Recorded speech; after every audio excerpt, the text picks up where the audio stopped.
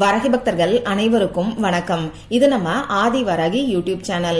வரகி அன்னையோட அருள் பரிபூரணமா எல்லாருக்குமே கிடைக்கணும்னு மனசார பிரார்த்தனை செஞ்சுக்கிட்டு நாம இந்த பதிவை ஆரம்பிக்கலாம். இன்னைக்கு சனிக்கிழமை.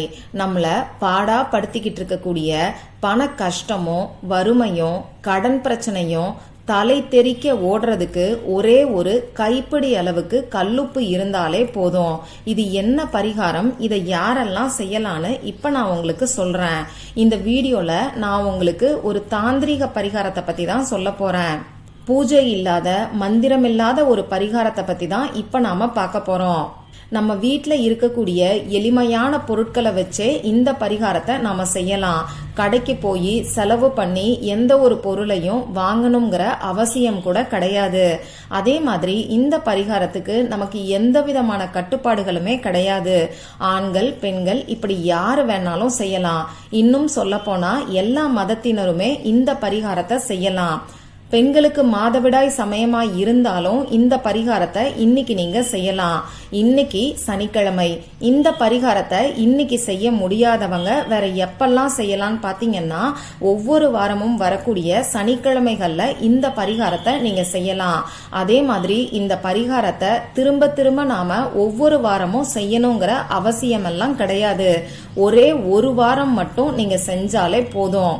இன்னைக்கு நீங்க அசைவம் சாப்பிட்டு இருந்தாலும் இந்த பரிகாரத்தை செய்யலாம். இந்த பரிகாரத்தை உங்க வீட்ல இருந்து மட்டும்தான் நீங்க செய்யணும். வேற எந்த விதமான கட்டுப்பாடுகளுமே நமக்கு கிடையாது. இன்னைக்கு இந்த சனிக்கிழமை நாள்ல நீங்க வேற எங்கேயாவது வெளியில இருக்கீங்கன்னா பரவாயில்ல, அடுத்த வாரம் வரக்கூடிய சனிக்கிழமையில இந்த பரிகாரத்தை நீங்க செய்யலாம். பிறப்பு தீட்டு இறப்பு தீட்டு இருக்கிறவங்களும் இந்த பரிகாரத்தை செய்யலாம்.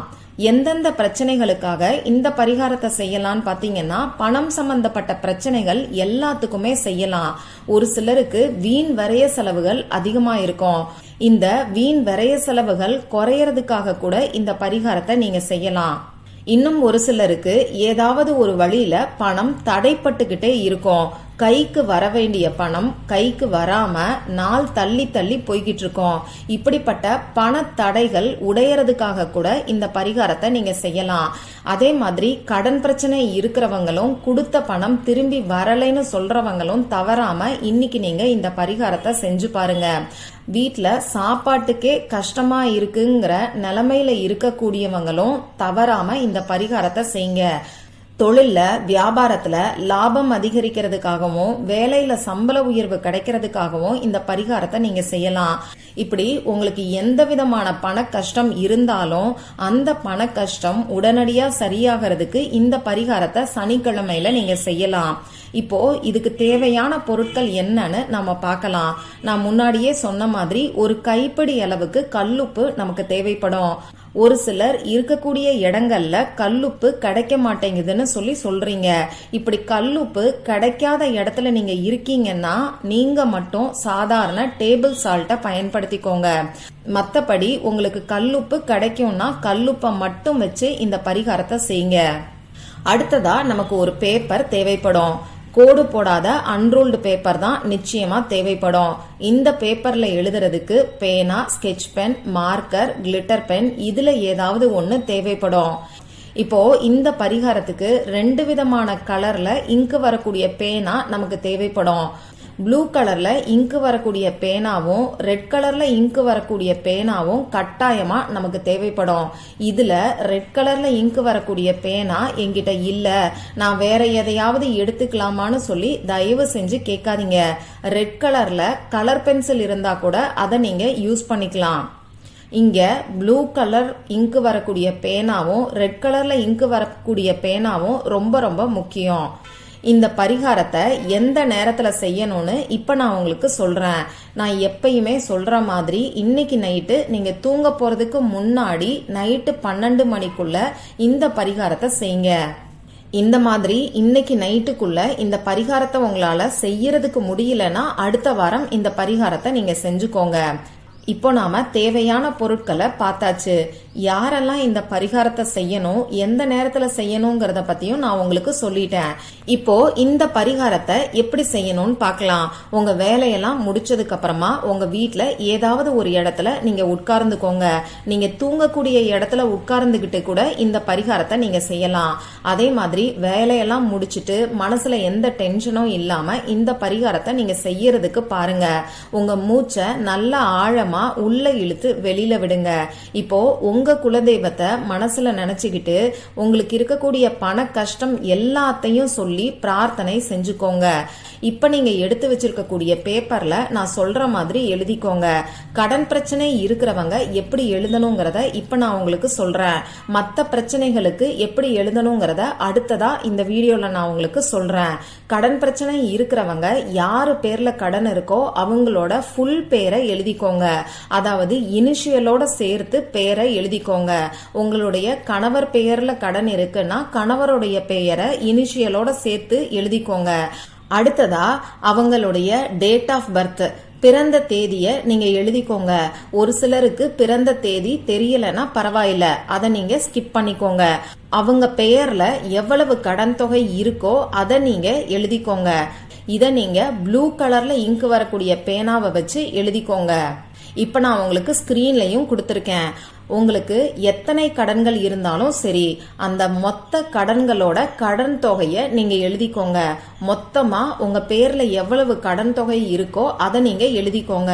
இதை நீங்க தனித்தனியா பிரிச்செல்லாம் எழுத வேண்டாம், மொத்தமா எழுதிக்கோங்க. இப்ப நான் உங்களுக்கு ஸ்கிரீன்ல கொடுத்திருக்கிற மாதிரி கேன்சல்டுங்கிற ஸ்விட்ச் வேர்டை எழுதிக்கோங்க. நீங்க பேர் எழுதி வச்சிருக்கீங்க இல்லையா, அதுக்கு மேல கிராஸா ரெட் கலர் இங்கு வரக்கூடிய பேனாவை பயன்படுத்தி கேன்சல்டு அப்படின்னு சொல்லி எழுதிக்கோங்க. இந்த கேன்சல்டுங்கிறது ஒரு ஸ்விட்ச் வேர்டு. ஸ்விட்ச் வேர்டுனா என்னன்னு நம்ம சேனலை ரெகுலரா பாக்குறவங்களுக்கு நல்லா தெரியும்.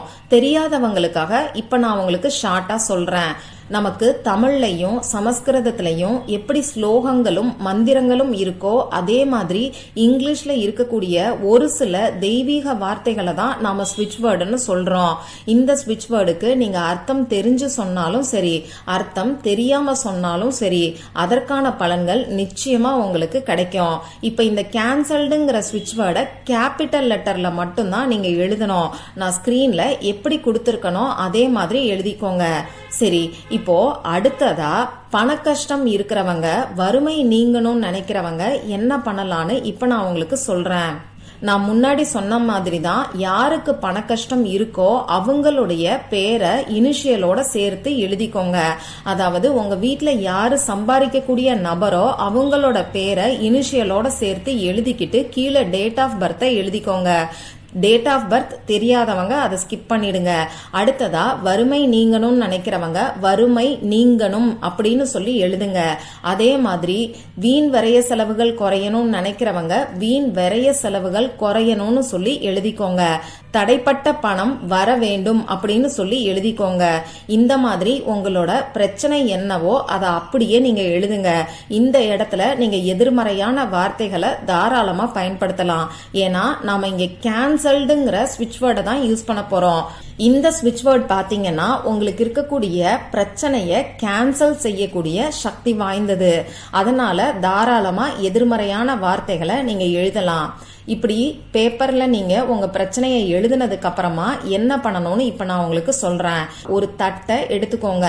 பிளாஸ்டிக் தட்டு, எவர் சில்வர் தட்டு, இப்படி எந்த தட்டை வேணாலும் நீங்க யூஸ் பண்ணிக்கலாம்.